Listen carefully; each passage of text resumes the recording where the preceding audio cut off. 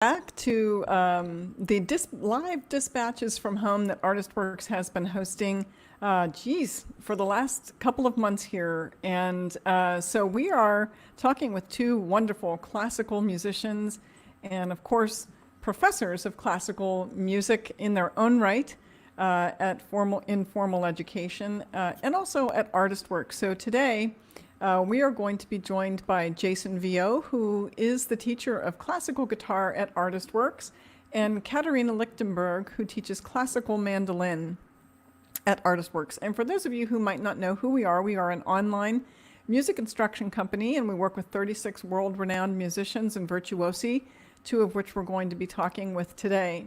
And we're doing these live dispatches from home so that we can bring some music into your living room and maybe teach you a little bit, but have some interesting discussion too. So please don't hesitate to ask questions and tell us where you're from.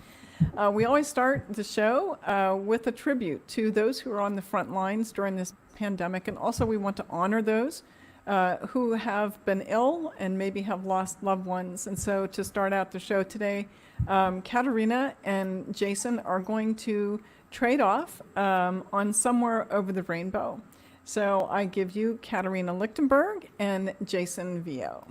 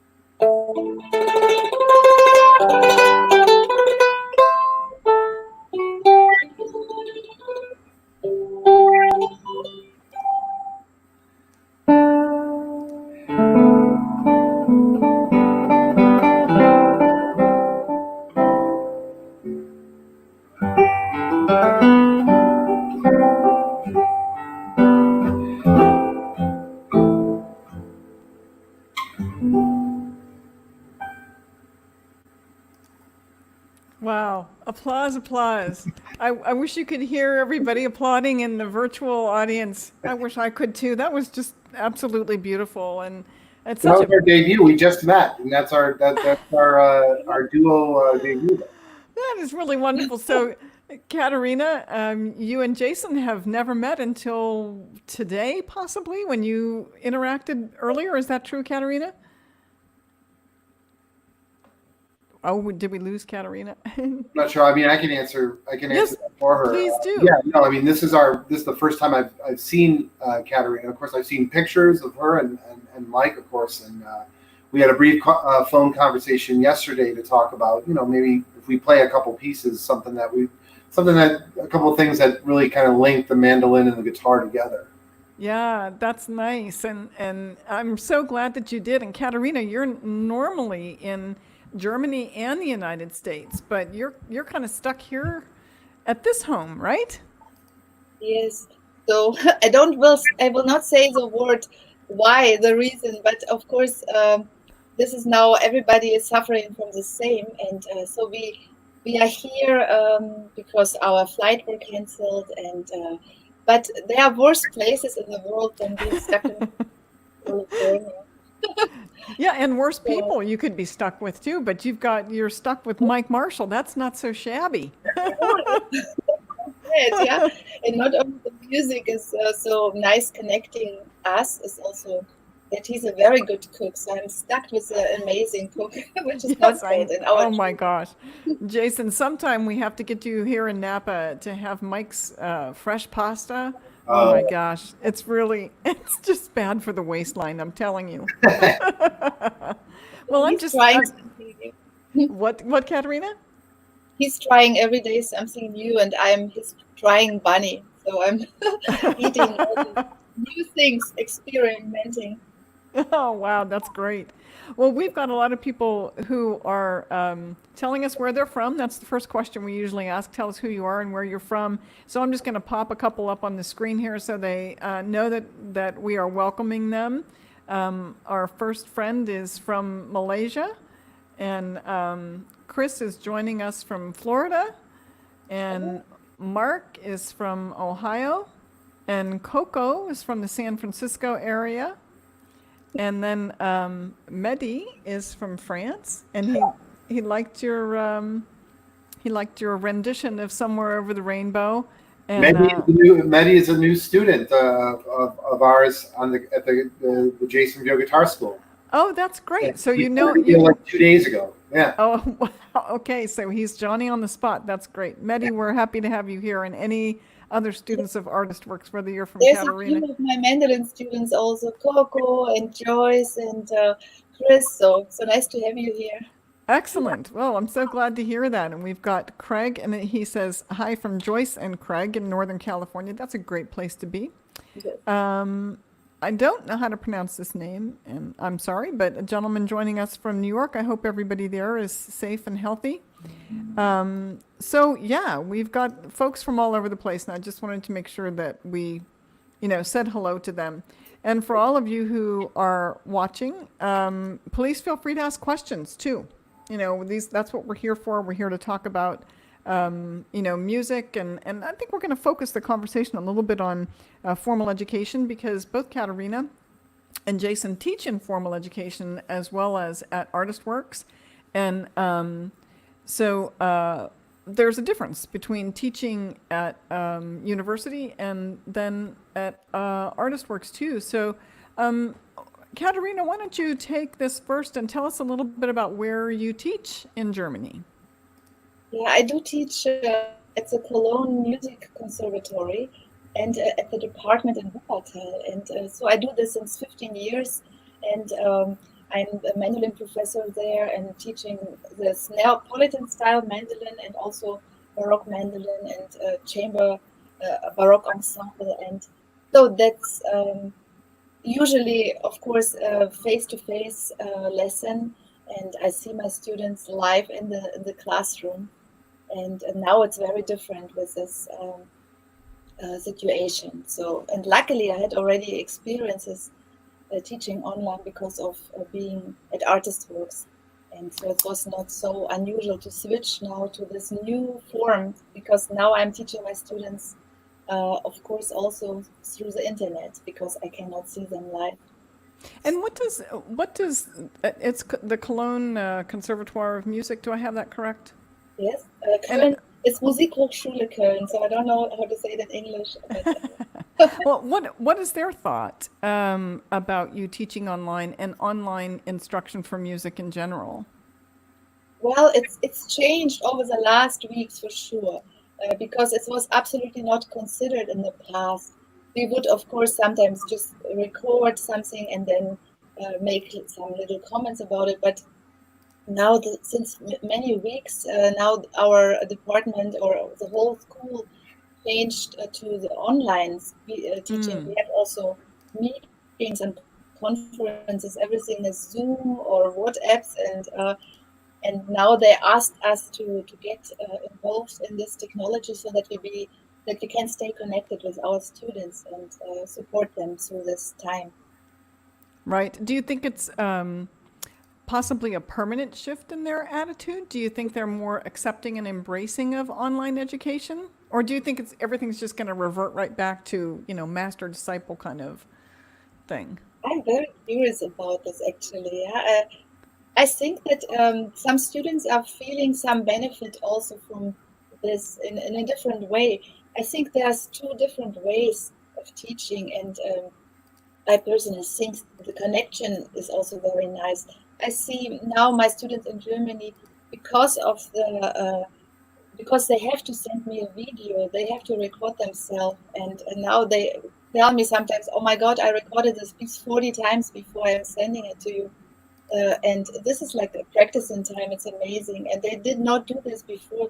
They would come sometimes to every week to the lesson, and not all the time they were maybe excellent prepared, and also many things I would say they maybe forget. And now they are more aware of their own playing because of this recording situation. Even I had told them before to do this, but now they are forced to do it. So it's very different.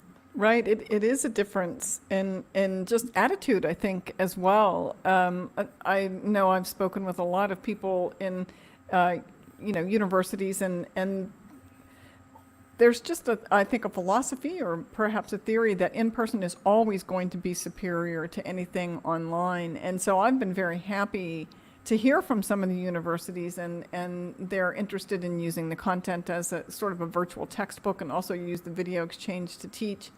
So, Jason, tell us a little bit about your formal education instruction or teaching right now, and what's changed with you? Well, it's similar in terms of Cleveland Institute of Music and Curtis to what Caterina was talking about. I mean, we went right to Zoom meetings initially for it, but there's a lot of ways to, depending on the connection. I found with certain students sometimes, like even FaceTime was, on the iPhone was good. Mm-hmm. We found that the Curtis students like to record and do a private link on YouTube, and then we watch that. So in a way, very similar to ArtistWorks, what we've already been doing at ArtistWorks for years. They send a performance, and then we make comments, and then we would meet on Zoom and then kind of go over, okay, measure 47, Yeah. what about this fingering and this kind of thing, or I like a little more retardando, measure 23, basically, which is how we're doing things in a very detailed manner on ArtistWorks. So that process, seminar classes or studio classes, we would all meet on Zoom. And I think percussion instruments like the guitar or mandolin, for example, I think they fare better with a live Zoom meeting. But as I've been telling people for years in interviews and just person to person and students, that the thing about ArtistWorks that is so unique and special that you're not going to really get just anywhere is the fact that the student gets to record themselves, and that act of doing it, as Caterina said, we tell our students to do it all the time, but it's not the most pleasant thing to do, right, as a student, because it's sort of like holding up a mirror to your strengths and also to your weaknesses. But the thing with doing that, once they get used to doing that, of course they weren't really considering using ArtistWorks because they had me one-on-one. Yeah. And so they notice those things, the benefits from recording yourself, sending in, getting comments, and that as well. And so I'm hoping actually that that ArtistWorks and the schools and such would benefit from that, particularly the method of recording, because this is recording, sending, us viewing, sending comments back in another video, because that's what we've been doing here for a long time. Yeah, and I like that you highlighted the importance of recording too, Caterina, because when I was taking my flute lessons a million years ago, that was just part of your practice. Every single day you had to record whatever it was. Oh boy, then you go back and listen to it and you think, it sounded so much better in here. But I think it's a good habit. Even if you don't show that video to anybody, it's good to hear yourself. I think you can hear yourself more objectively. Yes. I don't know. I've always been the student. I've never been the teacher like you guys. But I assume you agree with that, or maybe you don't. Oh, I absolutely agree with that. There was a period of about, I don't know, somewhere between 5 and 10 years when when the technology was such about 20, I want to say 15, 20 years ago, when I was just starting to really, tour a lot, perform a lot, when, the engineer at the series that you were playing could basically burn a CD and hand it to you when you came off stage. That was a real cool thing, But Yeah. that was when that came about. That was big. That was high tech. That was high tech, right? So it's like, oh wow, I can listen to this. You rarely had time to do it, but there was a lag time. There was this period before then when you really didn't hear unless you listened to a rebroadcast of the live broadcast on the radio station. Yeah. So, and this sort of before the internet became facile enough, to do that.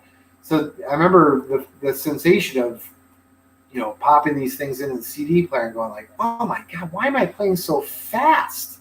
Like it's crazy. Why am I playing? Like you just see these. That's the thing. Like these things, you hear these things that you wouldn't really think in the moment are actually happening, and that among many other things for me was very instructive in honing, and just really polishing these things further in terms of being a live, performer. Yeah. Well, lots Yeah, of many of people. my Oh, students- please go ahead, Caterina. There was a little bit of a lag Many there. You go ahead. Sorry, many of my students told me that now to have to record that this is so much more work than coming to a lesson, because they have to listen to it themselves first before they send it to me. And I told them that this is really like a very good preparation for making CDs. Yeah, in the past, when Jason or also me, I assume also Jason had this experience when we did our first CD, and then all the things you hear. So with Yes. every CD, I felt I'm getting better, and that's now with a video recording. It's a very very good preparation for doing CDs, or also then for real concerts. You are starting to listen so much more careful, and that's actually practice in time and really like very detailed work, which is, I think it's very good for the students to for sure to keep this kind of work as a percentage. Maybe 50% of this should be also recording yourself and having to send something to a teacher. That's actually a good thing we should maybe keep, not only live lessons. Do you think it help when you record yourself and then listen back? Do you think it helps you listen more critically when you're playing? Does it help? Does it? It changed the way I made records. Actually, it changed the way I Really? prepared records because I was hearing everything really up close. I immediately what you start doing is you start making adjustments from there. For the next record. Like, oh well, next time I'm definitely going to prepare this in a certain way. Even the things that your producer is urging you to do in the sessions the first time. Mm-hmm. Bigger dynamic range, lower, softer stuff should be even softer, this kind of thing. So that, because naturally there's a little bit of compression, even in the most high fidelity commercial recordings. And so all of those things, when you go through the editing process, when the producer sends you your edit, your first edit, it's like, oh my God, you just hear everything, every nice thing and every, and the not so nice. clearly. So you start to strategize basically for the next recording. And then after, 15 recordings, I mean, I would say, or whatever it is, I mean, I would say definitely I'm a much more prepared person on day one in the studio than I would have been, 15 recordings ago. Well, so Exactly. yeah, Caterina, I was just going to say, what is that your experience as well, that you hear yourself differently when you're playing because you've recorded yourself? As you said before, Patricia, in the past, before I would have this experience with recording myself, I would hear all the amazing, beautiful voices and would think how beautiful I sound. And then after recording, then you feel and you hear suddenly, oh my God, this is buzzing, and here the sound is so much softer. And so then you start changing those things. And while you are playing, also what Jason said, to not over push, and the forte is a different forte when you record, and it's different for recording, for the CD preparing, and in a concert you can you have to forget all this.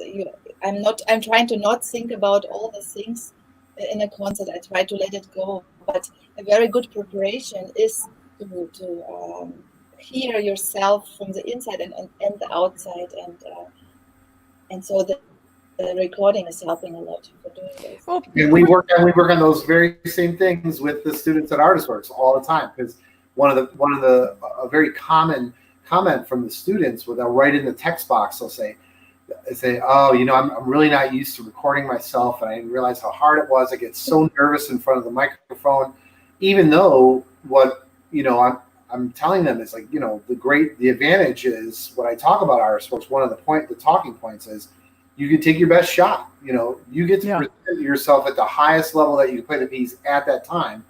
And so the teacher actually gets to start you from here, potentially from where you're best playing, and then work from there. But that's one of the most common comments. It's like, wow, I get so nervous in front of the camera, and then I respond back with, well, this is a great opportunity for you to improve. Definitely work on performance anxiety and this kind of thing through the act of the recording as well. Yeah, absolutely. Everything is a performance. If I play I played a piece that I just wrote. I've been wrote recently. With the stay-at-home thing, I've been writing about 45 minutes or so of solo guitar music. And I played one for my sister-in-law, who's doing some babysitting for us. And, lucky you. Yeah, I know. She lives down the street, so yeah, it's that whole process of going through, and it's amazing how students are really surprised to hear that even very experienced performers will want to take something and just like, oh, this is the first time, and yep, the jitters are right there from the beginning, and then you're trying to basically run through 10, 20 times to get, if you get the opportunity to do it before you actually play them in a concert, to get the jitters out, as I say. So that process really never really changes fundamentally. Yeah. A lot of people that are learning from you may never take the stage as you two do. But all of this advice is really good, because I think that's something that you should sort of have in your mind is performance. I mean, this is classical music, so it needs to be a certain level of perfect, let's say. So recording yourself, we got that now. That's just something everybody should do, and not just record yourself, but listen back. Since people are still at home, at least for a little while, do you have any other suggestions that they may take from you with this time at home to do some more, woodshedding or whatever? What would you recommend folks do other than just recording themselves, which I think is wonderful advice? Caterina, do you have any suggestions? Yeah, I always give the suggestions I do myself, actually. Then it's the most authentic.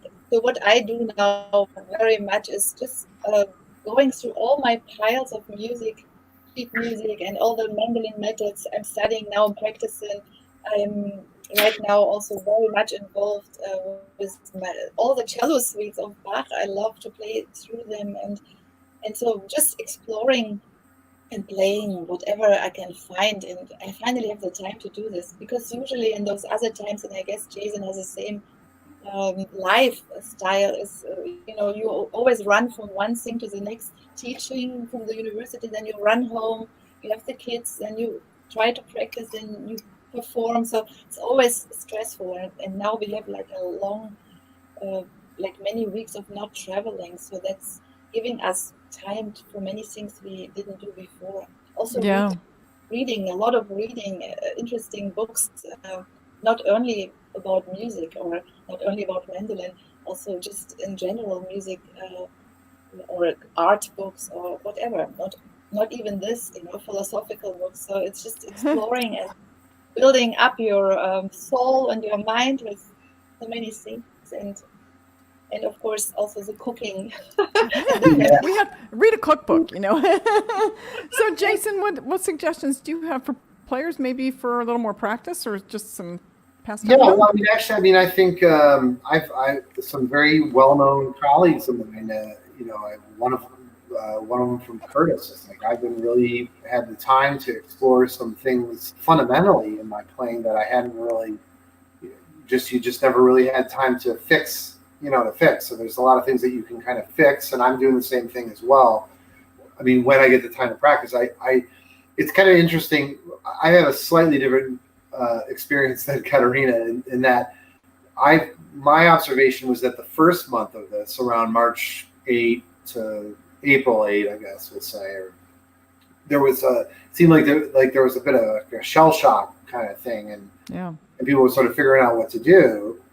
And I went right into composing because not only my wife was like, you're playing stuff all the time, like like fragments that you come up with, that you're just improvising. You should compose. And before, my answer to that was always like,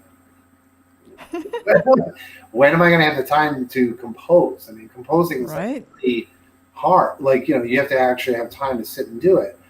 So that was the first thing I thought of, actually, was going in and kind of revisiting these kind of ideas that were either sort of stuck somewhere in my head, and I started writing, like fully fleshing them out and developing them into these solvent short pieces, and that was very therapeutic for me. But I think that so improvising, writing, kind of exploring different aspects of your playing if you're a classical musician. That's kind of one way to do it. Fixing fundamental, maybe some technical things or whatever, some things in your golf swing, if you will. Recalibrating your golf swing. That's a nice thing to do. Okay, I like that one. I use that one a lot. You can use that one too. It's just things like that. But the sensation that I had after about a month was that the office work not only went back to normal, like the amount of emails and correspondence and phone, it seems to increase the last month, as now musicians are sort of grappling. They were scrambling, and now we're all starting to figure out like what we can and what we can't do, right? Mm-hmm.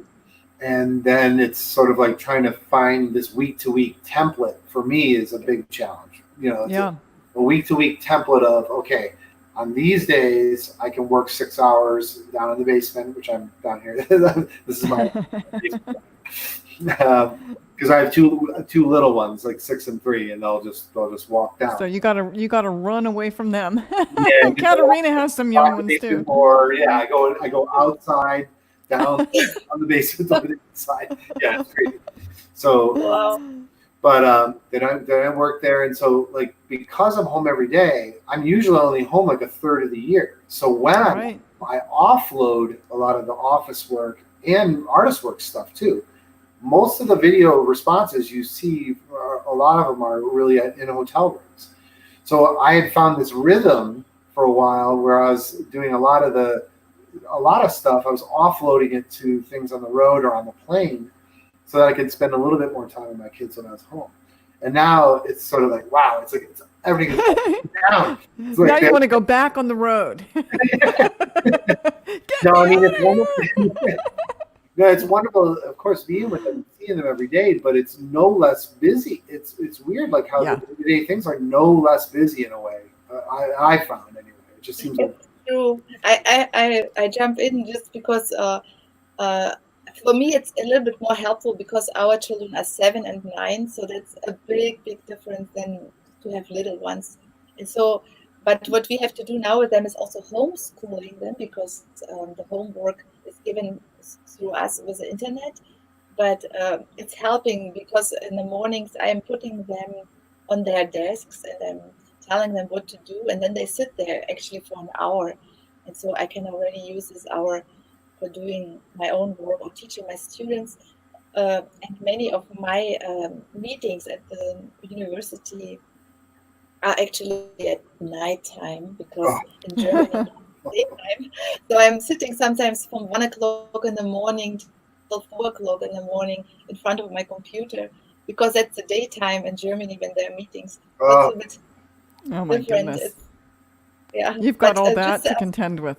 oh, it's amazing. Yeah, That is it's a lot to manage with kids and time zones and everything else. Oh my goodness. Yeah. Yeah, a home I hope you office have some good wine at works home. with, I know you sorry. do.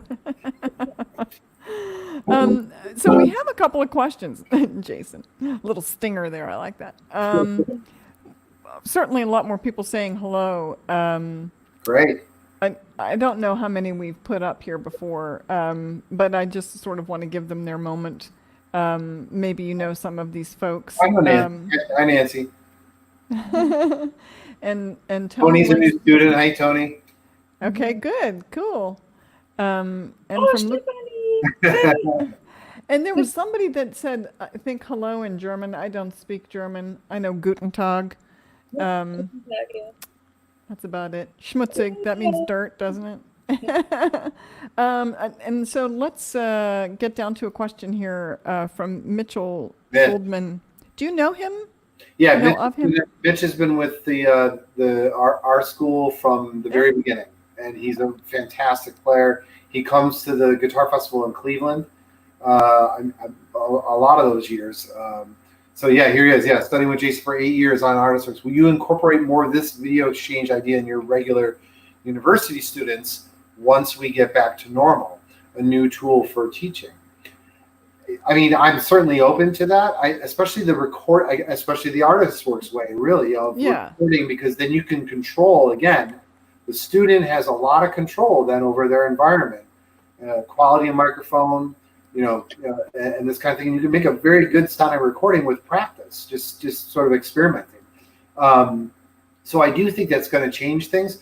There is nothing, I will say, there is nothing quite like the teaching in the room, and I'm sorry, but Zoom is not really great. It just doesn't, for me, like the whole Skype, Zoom, that kind of thing. I've never really done it until the last 2 months, of course, with Zoom for the students, just because the sound quality just is not all that great.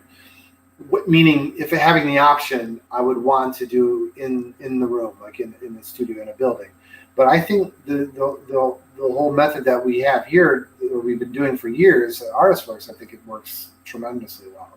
So yeah, I would be open to incorporating that niche for sure. Yeah, I can also agree. I think what is now very nice to know that it works very well. Sometimes, for example, if I'm on the road, I can still tell my students to send me videos so we can work on it, and we don't miss a week or 2 weeks I'm gone.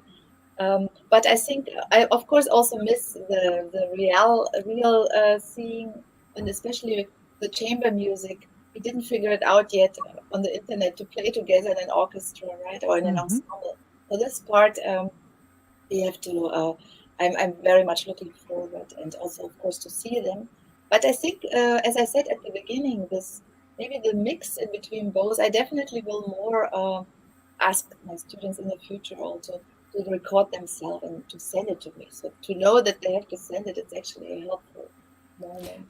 And I think that's one of the shifts that's happening in many aspects of life, not just with, recording yourself for musical instruction, but I think there are some things that have happened to us during this pandemic that we realize are good going forward, even if it's just as simple as hand hygiene. But there seems to be this beaming spotlight on online education now, and how important it is, because everyone has suffered a disruption, whether you're learning math or whether you're learning music. So I'm happy for that spotlight, but I also know that there are some universities and just some people that are in charge that have this attitude about the inferiority of online instruction, and hopefully they'll learn a little bit about ArtistWorks and what we do, and how helpful it can be, not just to the students, but for the teachers too, So anyway, that's a whole other bottle of wine, isn't it? Yeah. So we have another question for both of you, and I'll put that right up here from Jason. I think Jason has joined some of these live dispatches from home before, so thank you. And I know our friend Susan from Michigan has also joined us. So this is a question actually that I have too. I think I know the answer, but what really is the difference? And I'm going to take that a little further. What are the benefits of live lessons versus doing video exchange or just being on Skype? What's Jason? Do you want to go first? Yeah, I would say that each of them have their advantages, their pros that maybe the other one doesn't have, in the sense like what we've talked about already. The act of just the act of recording oneself and the self-examination that comes with recording oneself, and you know, in most cases, a student is uh, going to listen to that recording before they hit send to their teacher. There's a self-examination process, this mirror that the student is holding up, and I think which is incredibly helpful, as we've already discussed. The live lesson does have its advantages, though. The sound that you're hearing, of course, is pure sound, but also there are things where we do use, our hands, where it's like, well, your shoulder, like in guitar, you get a lot of this, where the right hand is like, or the right shoulder is, some part of the upper body or the neck or the jaw is clenched or holding, muscles holding and or being flexed and this kind of thing. And so we work a lot on that kind of thing in guitar. And live lessons are very good for that, because then you can say, okay, relax your shoulder. And then you see the immediate response to that, if it's successful or if it's not. So there are definitely physical things in terms of the live lesson. You can take someone's hand and sort of know, like, looking for this sound right here. You play it right to them, they react immediately. So, there's no question that a live lesson is going to have, certain things that you can't really do from recording. But I think the recorded lesson has a lot of things in it. And Caterina, I think you can, kind of jump on this, that even the live lesson can't really elicit in the student. And I think both of them blow the whole thing of like a live lesson on Skype or something like that out of water. Yeah. I often had the experience in the live lesson that the student would sometimes be so nervous, and then many things I would say, they maybe not everything was heard, and so I would repeat myself next week.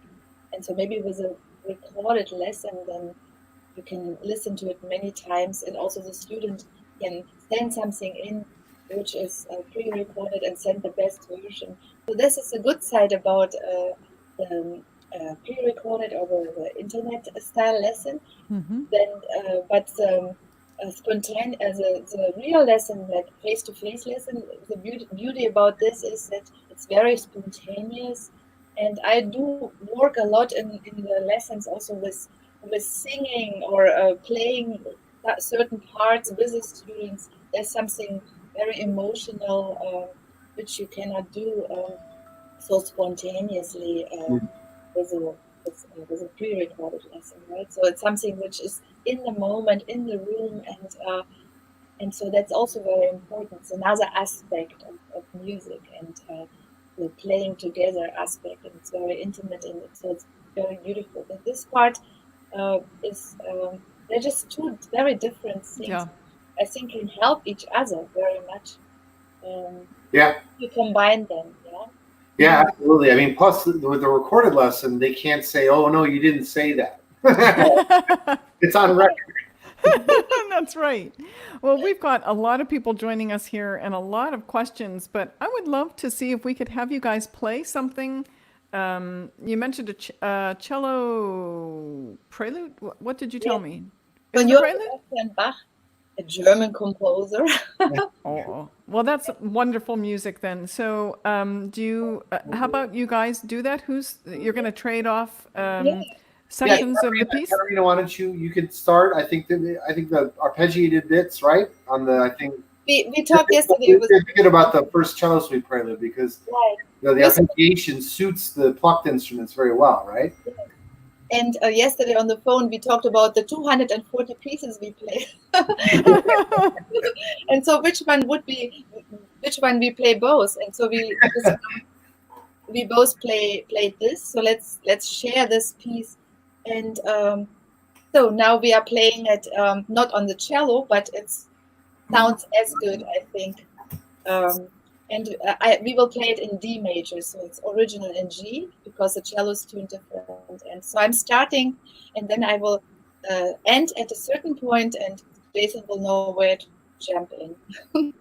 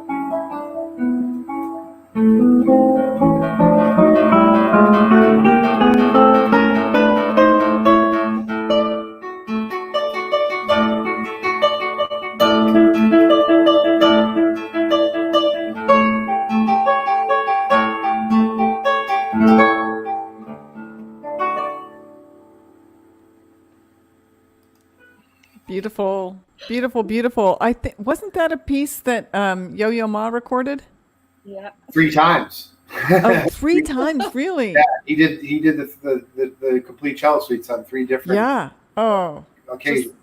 absolutely gorgeous. And you guys did a beautiful job, and we've had a lot of comments about it that it's a lovely piece and that you're playing beautifully. So I want you to feel good about that. We should we- meet in real, huh? What's that, Caterina? We should meet in real, Jason. There's Yes. so much.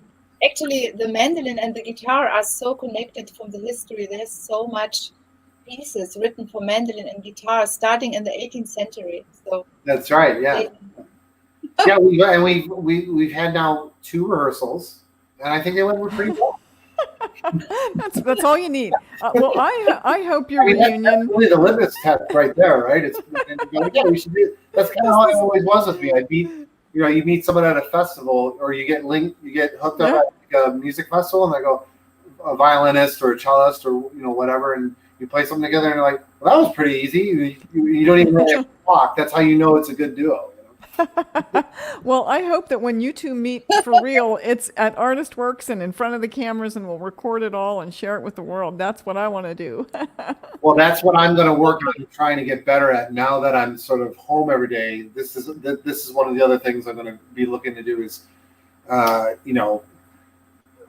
always sort of outsourced my social media, but I'm looking to sort of practice, doing that and maybe have a little bit of fun with just doing that on my own or on the fly and that kind of thing. So, and that is very common now with musicians. Actually, with everybody, it doesn't need to be super formal. People just want to hear from you, especially now when there's kind of hungry and craving some interactivity. They just like that behind the scenes look in the life of Jason Vieaux and Caterina Lichtenberg. What's happening musically in your life, and just sharing a little bit of that. Everybody really appreciates, even if you just sit down and play something in front of the camera and don't say a single word. They love it. So I'm happy to see you more on social media. That's a good thing. I'm sure, Jason. Sorry, Patricia. I'm sure Jason had also this experience. What is so different in between the classical musicians and, for example, the jazz or bluegrass? We are so we have a very different education in terms of playing a piece over and over, making it more and more perfect.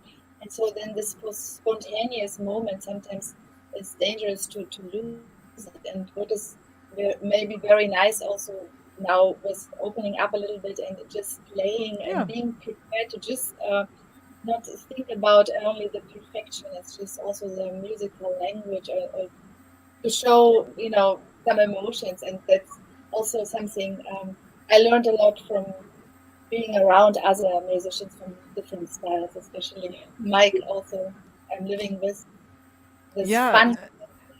Yeah, the bluegrass community is just naturally an ensemble, and they love to communicate with each other. And so I think some of us, classical musicians can take a page from their chapter. It's a good thing.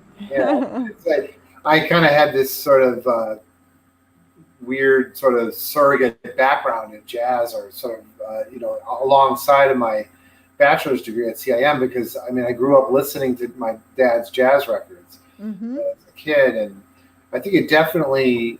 We were not even seeing it as something of the future. We're seeing it now with a lot of the younger generations of musicians being sort of steeped in not just their classical playing. Their classical playing is off the charts great, but they also have sort of developed this other thing, and that wasn't so common like 30 years ago when I was studying. But it definitely I can say that it definitely frees you up as a performer from that whole thing, because of like, well, it's got to be the same way, or it's got to be perfect type of thing. It's definitely, I think, very beneficial to live performance for classical musicians as well. Yeah, makes sense.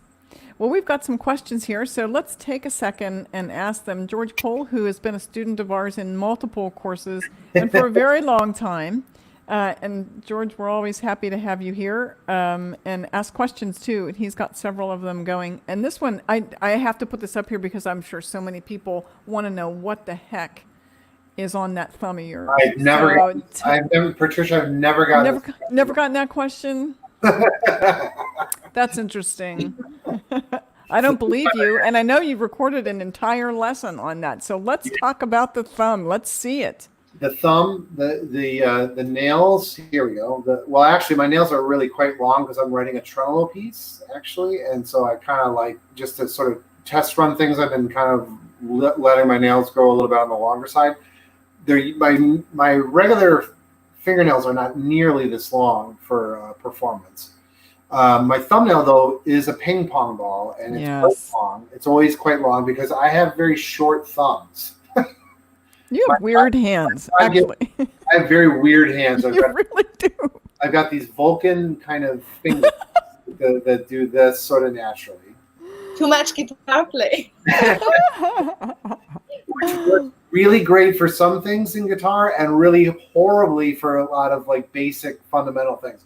Like the B major chord shape is like really hard for me to do because of this. It's really strange. But anyway, the thumb. Yes, the thumb. The ping pong ball is more of like a professional necessity. And this, again, is unusually long than it normally is. It's usually about 2 millimeters shorter than this. When I'm in concert mode or whatever, all of them are a lot shorter. But this is more or less, again, that golf swing that I was mentioning earlier. About 25 years ago, of experimenting with it, I found that I didn't have to pronate so much with certain joints of the hand, that I could actually have more of this ideal kind of bridge, if you will, with a better like slight arch in the wrist. And this is very guitar nerdy type of stuff. But the mechanics actually allowed immediately, instantaneously, like faster arpeggios, clearer arpeggiation, more balanced arpeggiation, and it solved a lot of problems like instantly for me. So I kind of ran with it, and that's about the shortest answer I can give. Yeah, well, I noticed that it's bigger, longer than it normally is, but your other nails are not artificial. You just put the ping pong ball on Only for the thumb. Yep. only on the thumb. Now, Caterina, how about your nails? Do you do anything in particular because you're doing some? Your third eye. That's perfect. I like that. That's a trick. Have you ever done that with a spoon? I mean, that's pretty cool. I'm sorry. I'm sorry. So that's my term. I'm actually, Jason, I don't know if I told you that I studied classical guitar also as a second major. And so my playing is very influenced by trying to match the beautiful sound of the guitar on the mandolin. And we have steel strings. So that's, very different to make this very, very soft sound. But my ideal is always in my ear. So, and when I play, I'm thinking that I have this beautiful sound. When I record myself, then sometimes it's changing what I hear. But I'm trying, and so I'm playing with this pick. This is like a German style called Wolle pick, and it's a little bit thicker. I don't know if you can. Yeah, It's long too. It seems like it's pretty long. And it's very like flexible a little bit. Instead of having like a little this, I'm trying. I don't know if you can hear the difference. Yes, but absolutely. Much softer. And what is also similar to the guitar, I think you guys are trying to use a lot of your fingernail to produce a very beautiful sound. Right. And so we are also trying to not play with the point when we try to play slow pieces. We use the whole part of the pick to make this, to get more Fläche. I don't know what's the word Fläche in English, but more of the surface maybe. I noticed that in watching you play that, like, for example, that you, what I call slice the string, like a tennis player slices a tennis ball rather than just hit a straight hit of a tennis ball. Sometimes they'll slice it to put a spin on the ball. Yeah. And that slicing is what we kind of, and David Russell was like, is a great master of this kind of thing. And that was one of my big heroes growing up was, rather than playing straight across the string, but just this little bit of an angle on the string. And I noticed that's what you're doing with your picking, is that you're not playing dead perpendicular to the string. You're kind of coming a little bit at an angle, if I'm not mistaken. The angle, and then also playing with the angle also in general. I talk a lot about 45 degrees, so all my students know what I'm talking about. And then only for tremolo and fast, I use the point and play 90 degrees. Yeah. Because of, it's like apoyando and tirando, you call this in the classical guitar. Yes, that's right. Free apoyando, she means the rest stroke.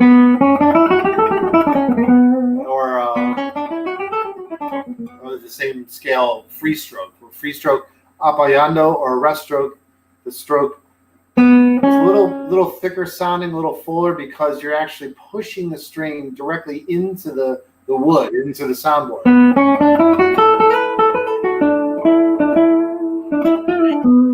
I always say play into your belly button when you play. Yes.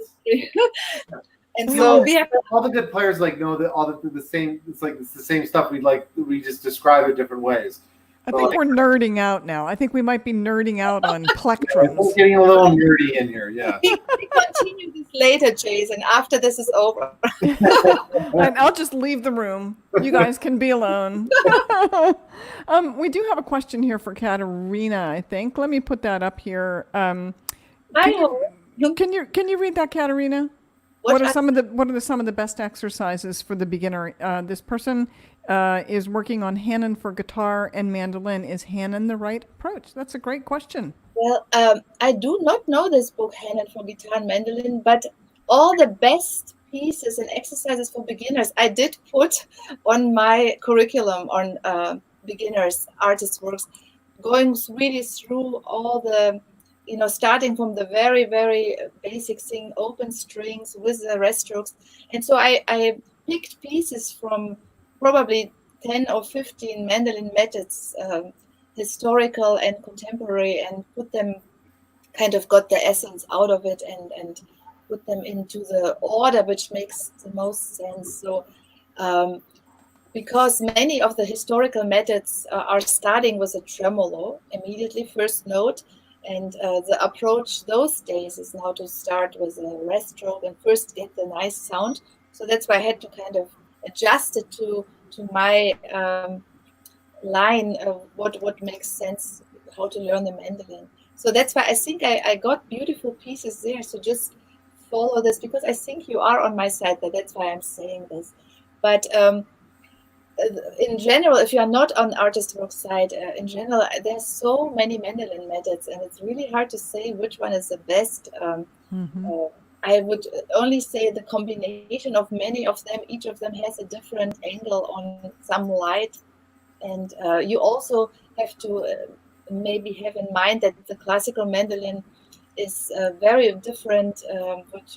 The sound philosophy in Italy, and different in Japan, and different in Spain. So it's kind of, you have to maybe listen to different players, and when you like some sound or some way how to play the mandolin, then you should try to follow this particular maybe school. And so I went through the German school, but it's also based on many Italian methods, but making them into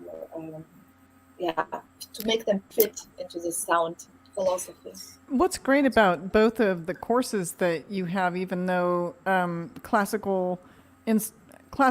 classical music can seem pretty advanced, you both have pretty strong beginner sections for people that are just starting out. And Jason, I know you went through the SOAR studies. I'm not terribly familiar with them since I don't play guitar, but are there SOAR studies or the Carcassi, are any of those for sort of beginners where they could maybe get in there and start working on some of those exercises or etudes? Well, one of the things I discovered when creating the curriculum in Napa, where the studios are for ArtistWorks, was that shortly after we launched the school in 2012, was that we didn't have enough. I felt almost, within a month or two, I was like, we don't have enough beginner block or basic, we call it basic curriculum pieces. And so I started to go back to more of the Carulli things, the Carulli pieces like country dance and the A minor, the G major andantino, which we see a lot, and that helped tremendously because those are. But then even before that, and I'm actually one of my composing goals is to I wrote a piece for ArtistWorks actually that focused just recently. Just recently. Yeah. We made it as part of the 5-day challenge, where it's the for the non-guitarist, I guess non-classical guitarist, thumb and the ring finger, what we call P and A. PA alternating with I, and I wrote a study that's in a much more modern language. I think a lot of the thing is that we don't have enough of these things that the guys in the early 19th century covered, but in more of an interest, I suppose, what I guess today's ears. I mean, I love the language of the early 19th century, but I think for a lot of players today, they want something that has something a little bit, more changes, more harmonic color. And so I've been writing some things that, just really are doing that and focusing on these fundamental aspects. And my plan is actually to write a bunch of basic level and intermediate level etudes. Oh, good. These are things that people can jump right in and start playing right away with tab, even with tab if you're not reading music. I mean, we want you, of course, to read music with classical music. It's absolutely essential. But if you even just kind of getting in there through the tab, and then we can kind of pull you into the classical music thing. But all those Carulli, Aguado, early Fernando Sor had trouble actually writing easy etudes. You can see at the end of his catalog, by the end, he started to get better at writing things that were a little bit more simple and actually making them in a progressive manner. It's not the easiest thing in the world to do. And he wrote incredibly difficult concert pieces. So we have a lot of all the greatest hits of like the basic, like Giovanni and that on the curriculum for the guitar. And then also students are encouraged to play whatever they want as well, because there's many things that are out there that can serve the same purpose. Right. And one of the things I like about having a strong beginner section is not necessarily to attract beginner classical mandolin players, like people that have never played, the mandolin before, never played the guitar before, but we've got a lot of guitar players. We've got a lot of string players at ArtistWorks, and they want to add some classical to their repertoire. Like we've got jazz guys that want to do some classical. We've got bluegrass people that want to do some classical. So those strong beginner sections are good for people that are crossing instruments as well. Absolutely. So they want to get legit, as they say. That's the word. Maybe sometimes also to go back a little bit and start again with some simple exercises to rebuild or to make your technique better. Yeah, I'm always talking, the beginner class is like the fundament of the house. When you build a house and with 2 floors, then the first floor and the cellar has to be really like stable, so then you can build much better on top of it. And so that's why I think also the beginner class is really, really important. Even for students who are a little bit more advanced, I always recommend them to go back to some fundamentals just to repeat things. Yeah. And I had to do the same when I went to the university. Sorry. Yeah, when I started the first semester was the same thing. Even I played already concertos and played with orchestra, but I had to go back. Simple first semester was open strings and just scales, like really simple scales. And this was very frustrating at the beginning, but later on I understood how important this is actually and how you build on top of this. Well, we're at the 1 hour mark, but there are still a couple of questions I think worth answering. We just probably want to be as brief as we can be on these answers. But there are, I think, 3 questions here I'd like to just put up kind of quickly. This first one is from Coco for Caterina, and she's asking, is what you teach on ArtistWorks the same as what you teach in Germany? You don't have to give us just one word answer, but a little explanation would be great.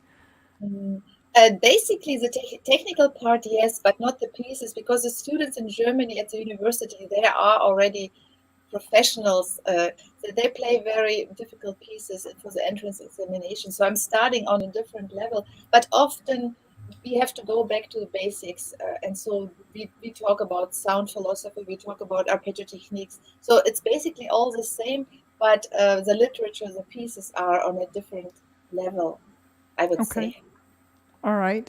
And this is kind of a simple question, but one that I've had myself. I noticed the headstock on both of your instruments is open. And is there some reason, is there some acoustic reason for having an open headstock? Because you both have them.